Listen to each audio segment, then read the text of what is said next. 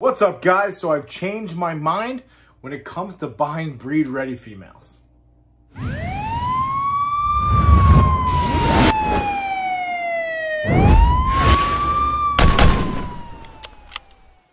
What's up, YouTube? It's Baker. Welcome back to Blue Line Morphs, guys.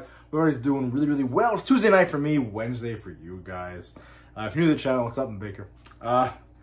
Got nothing else really going on, guys. I originally was going to do a video today for Wednesday for you guys, talk about all the hatchlings that I have available, the snakes that I have available, which ones I decided to make available, and ultimately, we'll do that video on Saturday instead. So if you're interested in what I'm going to have available soon, Saturday. Today's video I'm doing is about why I chose to start buying breed-ready females, or why I bought some breed-ready females recently. I had made a video at the very beginning of this channel about a year and a half ago, give or take, talking about why I'll only buy hatchlings and why, or I'll only buy like well-started female, like 300-400 grams.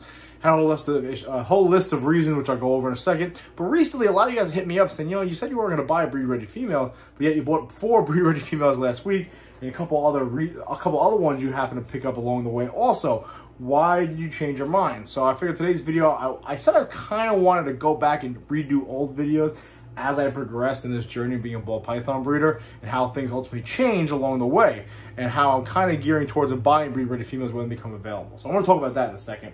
Other than that, guys, I want to give a huge shout out to Ryan Smith. He's Smitty's Serpents, okay? He sent me over here. Listen, when I first decided to come up with the name Blue Line Morphs, is obviously because I'm a cop, right?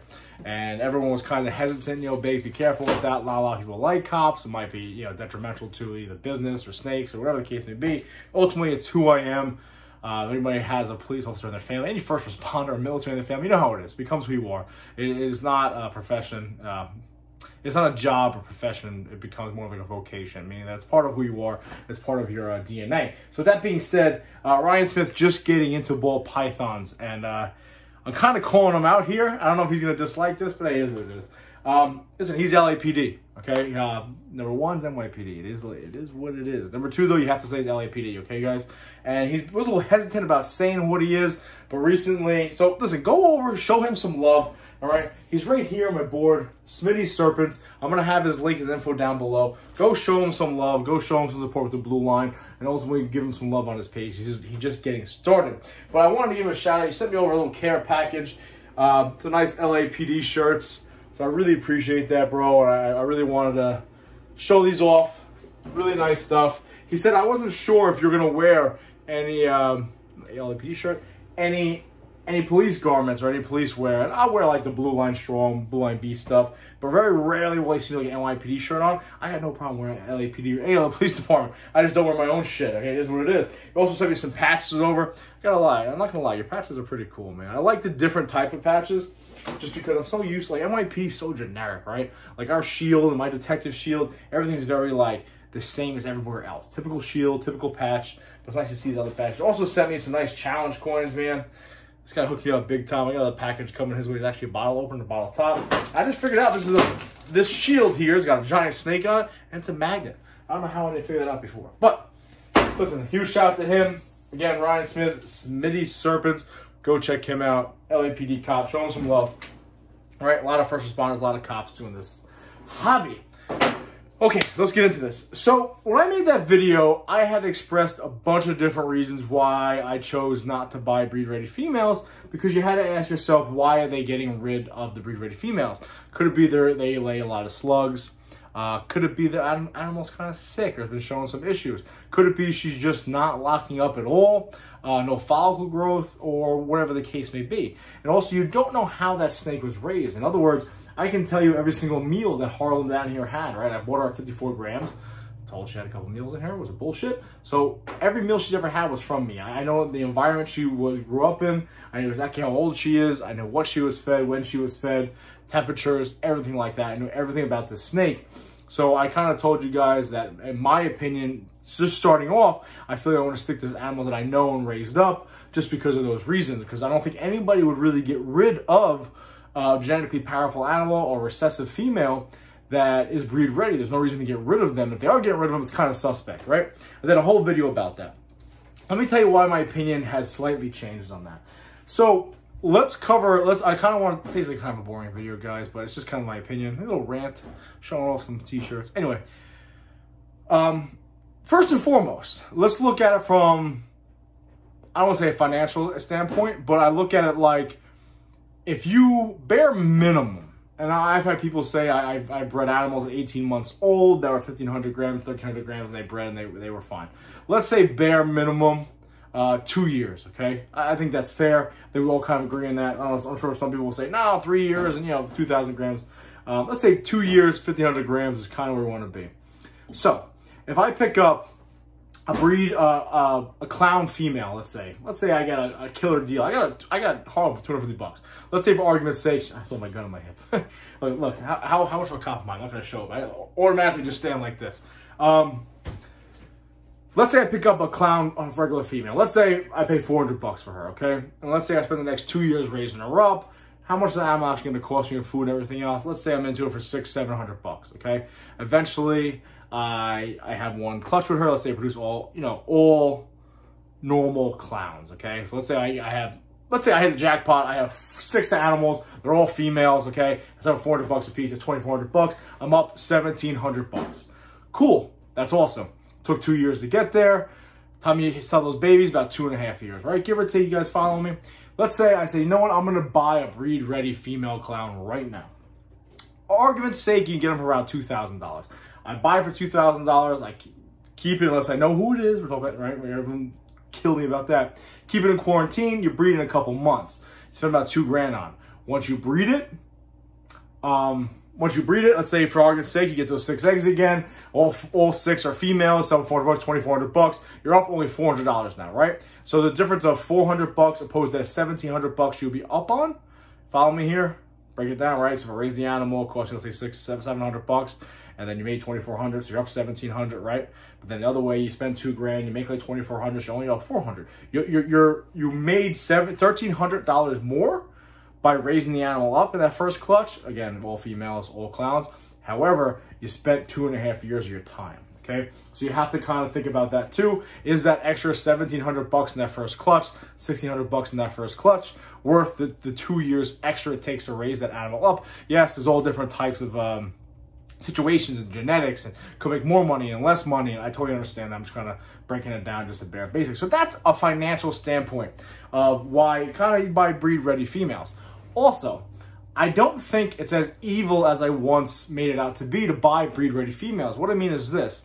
Now, I'm a single guy. I'm not married. I'm not single, right? I'll have a fucking heart attack. But I'm not married. I have my own house. I have 4 bedrooms, right? In this 1 bedroom, I have plenty of space. If I outgrow this, I can take over the 3rd bedroom and screw all my guests and can sleep on the floor. But some people just don't have the room. For me, I can keep all the breed-ready females I have because I have plenty of room. And for me, why the hell not? It's only one little tub in my room, okay? Or my house. Some people, they don't have the room, or they don't have the ability to keep every single adult female, so they kind of have to upgrade their collection accordingly. What I mean is this. Let's say somebody has 40 breed-ready females, they hatch out 12 holdbacks, and when those holdbacks are ready to go, they only have room for 40 breed-ready females, and let's say they have 10 normal pied females, then they have 10 orange dream pied females that grow up. They're going to swap them out and sell out those normal pied females. So are they really getting rid of them for any reason other than the fact they don't have room, they're upgrading the collection? No.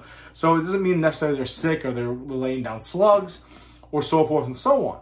Also, if you look at the females that I just picked up, the 2 clown girls, the pastel champagne pinstripe, and then the pied girl, those all came from reputable breeders, one of which is my good friend. And the reason why they're getting rid of them, they're moving on different projects. I mean, that happens, right? People might be head over heels for pied, head over heels for clown, and eventually, you know what, I want to do desert ghosts, I want to do desert ghosts, and I want to do puzzle stuff, and they kind of start unloading their stuff to invest in other projects. So I think and also opportunity. I think opportunity is a big thing for me.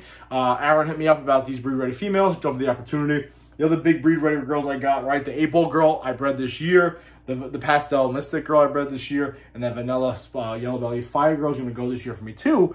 Opportunity presented itself. It popped up. Didn't necessarily go looking for it. The only breed-ready female I went looking for is my pastel pied female. But all the opportunities kind of presented themselves. And I think you would be remiss to not take advantage of the opportunity to buy a breed-ready female that you can possibly breed the first season you have her. Because again, people kind of unload them because they either don't have the room or they're moving on to different type of projects. So that's why I'm telling you I've changed my mind. So if you come across, in my opinion, a solid breed-ready female, especially a recessive breed-ready female, and the price is not astronomical, I say why the hell not? Obviously, it'd be better if you see where it came from, you know who it came from, so forth and so on. Buying stuff off Craigslist or stuff like that, or even some breeders in the morph market that nobody knows who they are.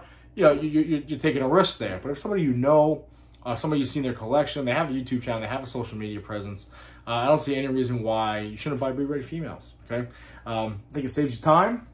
I think sometimes people get rid of them for the good reasons: upgrade their collections, make some space, and move on to different projects. And of course, you get the home run. Someone's getting out of the hobby, and they're unloading the entire collection. So that's why I kind of changed my mind, and not that I'm gearing towards breed-ready females, but if the opportunity presents itself, I'm definitely going to take advantage of it. Where before, I was super hesitant, and I always wanted to wait and kind of raise up my own animals, because I was like, oh, I'm not going to buy breed-ready females. The only reason I want to get rid of it is the slug out. That's just not true, you know what I mean? Just if people get rid of it for the right reasons and so forth and so on, I see no reason not to do it. So that's kind of the end of the video, guys. I kind of like doing these updated videos because, you know, the journey changes you. Certain things will change. Like I look back on some of the older videos, like a video like this where I said I'd never buy breed-ready females because of X, Y, and Z. And now with my experience over the last year and a half, 2 years, why the hell not? If it's good circumstances, good reasons, then you know where you're getting them from. So I'm going to do these little filler videos here and there talking about how things have changed for me over the last 2 years, heading midway through my second season, into my third season eventually soon, and why my opinion has changed on various different topics because of the things I've been through in this hobby.